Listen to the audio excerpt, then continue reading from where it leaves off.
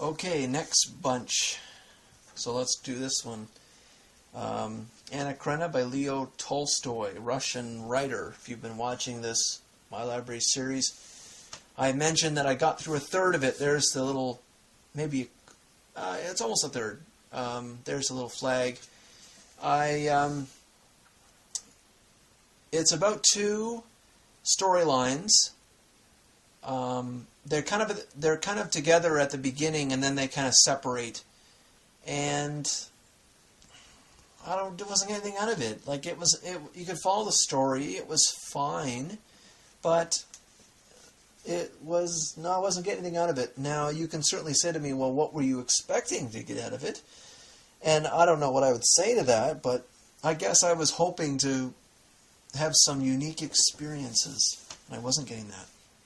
So, if you've read Anna Karenina, or you have some fiction that you thought was interesting, please post a comment, but make sure you say what you got out of it, why it's important to read, and why it was a good use of your time. That's probably what I'm most worried about, if it's a good use of my time. Because we're only here for so long, eh? I only got so much time. Theory of Evolution by Maynard Smith. I thought it would be nice to have an original text about Theory of Evolution if I ever want to look at its beginnings. And it was only $1, I think, or it was $2. So I thought, why not? It's got a bit of underlining. So, I actually recently, it was Candide. I actually was underlining stuff with a pencil. And when it was something really good, I would write in the front leaf thing, and I would put the page number. Maybe I could show you. I put the page number and then what the comment was about. That was the first time I'd done that, and I had been, in the past, I didn't want to write in the books. I didn't want to wreck them. I wanted to kind of keep them. I don't even really open the page very much. I don't want to wreck the spine, right? And I guess when I was reading Candide, I just underlined stuff with a pencil and then wrote in the cover. I guess my initial reasons was I didn't think it was a great idea to write in the books if you're going to lend them out, maybe, and other people will read your comments, and maybe they won't be able to read the book without your comments. They'll be influenced by your comments. But then I thought, but if I ever wanted to go back to a book and see what the main points were and not read the whole damn thing again, the comments would be a huge help and save me a lot of time. Screw lending it out, and who cares if people are influenced by my comments? So that, I don't know, I guess but yeah. Okay, here's more plays. The Complete Plays by Aristophanes. I think this was recommended by Cropper, probably, so I picked it up for a couple bucks. So it's a good copy. It's almost. It feels like it's brand new. It looks like it's brand new. I mean. Oh, here's another Dostoevsky, The Idiot. I picked this baby up. This was only a couple bucks. $1.50. Not quite $1, so I can't slam the cover like Cropper does. But this was first published 55 under the translation. Oh, so who's the translator here? David Makarshak. I think he's done all the books. I think he's one of the. I think he's. I don't want to say he's the most famous. I mean, like I think he's a Dostoevsky translator. But if you've watched my previous video, Dostoevsky, for me, you have to be careful who the translator is. And I certainly was that for Crime and Punishment. So here's The Idiot. So I'll read that eventually. Here's some cheap books, new but cheap. The Old Curiosity Shop by Dickens. Far from the Madding Crowd by Thomas Hardy. I don't know anything about them, by the way. I just picked them up because they were like $5. Paul Davies' Are We Alone? I thought that was Paul Davies. I think he's a somebody. It's $2. Philosophical implications about the discovery of extraterrestrial life. There is some very interesting ideas or thinking. This is 95. Perhaps, for example, we have human rights in this country, on the earth. So a foreigner comes to another country, like, for example, if I visited the United States, I'm a foreigner, but I can't be slaughtered in the street, or I can be, but it would be a person that did that would be prosecuted by American law, not by Canadian law. So there is some rights, there is some human rights for some countries. But what about, and if someone from another planet came to this country, would they have rights? Could they? Are they human beings? To have rights, you have to be a human being, or do you just have to be a conscious being? So there's some discussion to have about that, if that occurs. And I don't think it is. I think it's likely that there is life on this planet, given the multitude of solar systems out there. Why would we be unique in that regard? Why would life be unique to this planet in that regard? There's no reason for that to be the case. But as it is right now, we have no evidence of life on other planets, only the statistical likelihood. So, yeah, that'll be good. Here's another cheap one, Vanity Fair. Reminds me of, this is by Thackeray. Reminds me of Hitchens wrote for Vanity Fair. It was a magazine. The late Hitchens. Isn't that crazy? Hitchens dead. I guess it only gets more and more as you get older. More people will die. Yeah. Ethics, efficiency, and the market. I thought this would be good. Alan Buchanan. I think he's a somebody, but I don't really know who he is. I thought this would be good, because that is a question of ethics I'm interested in, and the market, right? So how could freedom be unethical? That's a very interesting question, because the free market is freedom, right? Trade is voluntary, and so how is that unethical? How could that possibly be unethical? Well, if you're a positive rightist, if you believe that you have the right to impose obligations on other people, such as for your health care, for your education, or whatever, then voluntary transactions are to you unethical. So we have to be, that's an interesting question, I think. So that's why I got this book. Or that's why I was intrigued to purchase it. Okay, I have a couple Ayn Rand books here that I got. If you're interested in Ayn Rand stuff, there's a website called freeobjectivistbooks.com. I think that's what it is. And you can request books and the people will donate if you get a donator. People will donate books and send them to you for free, and it's expected. I don't know. It's not an obligation. If you receive books, you're supposed to send books. If you get books, you're supposed to donate books to others, and I have done that. So not this book. This book I bought.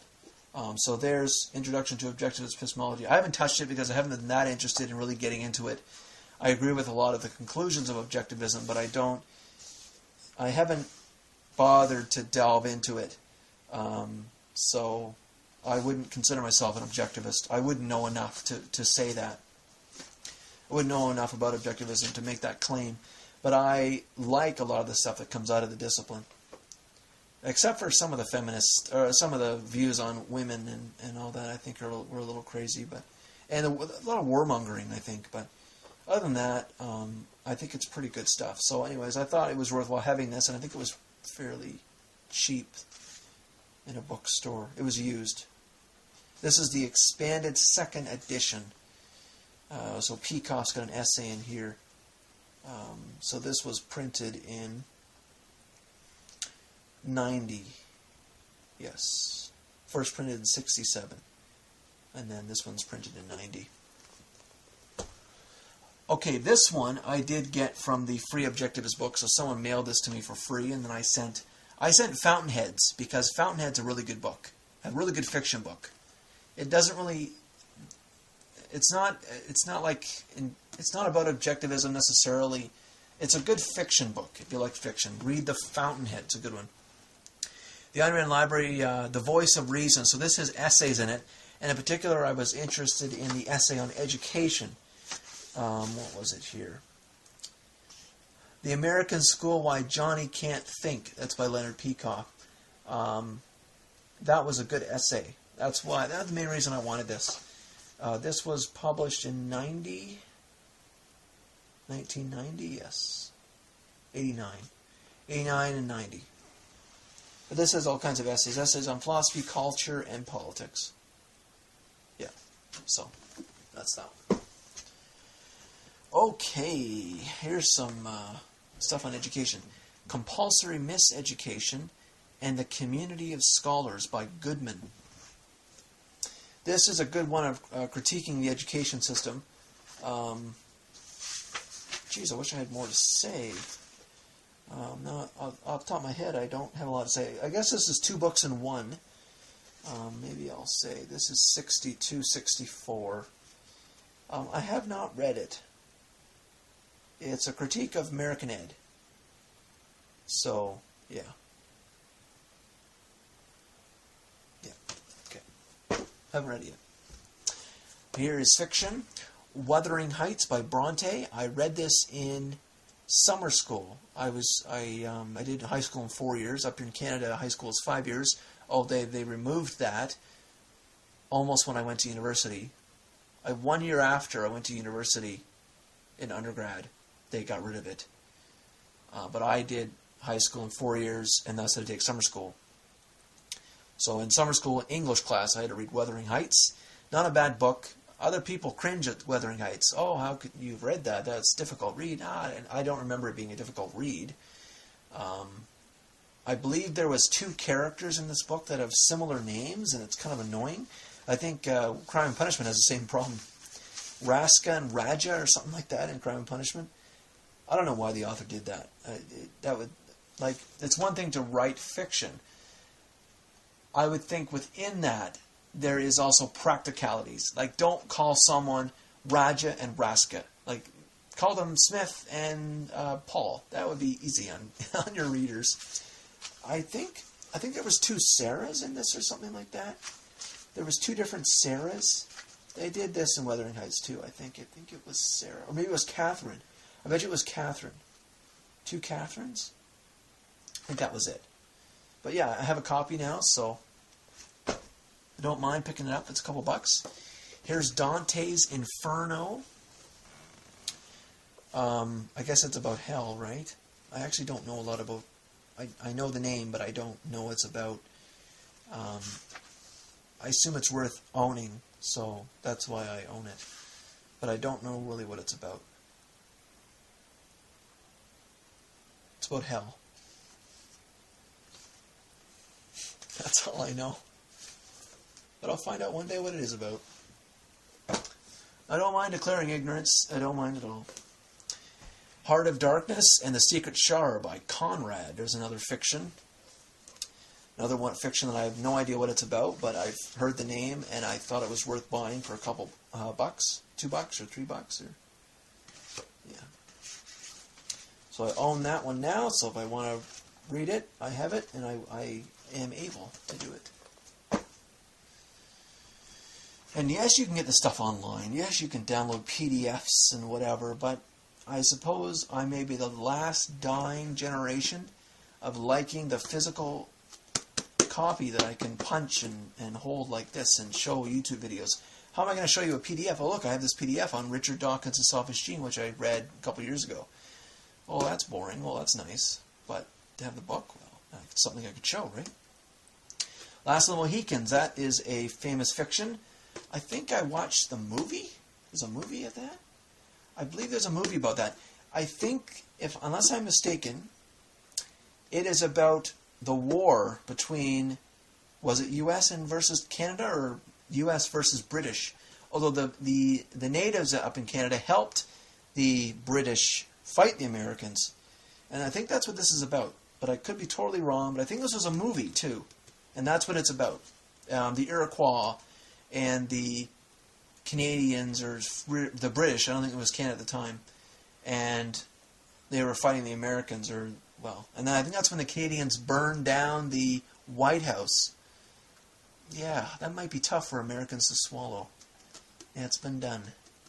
The only people to burn down the American White House is those damn Northern Canadians. How'd they do that? Well, you just have to read about it. Yes. Yep. So I have a copy of that.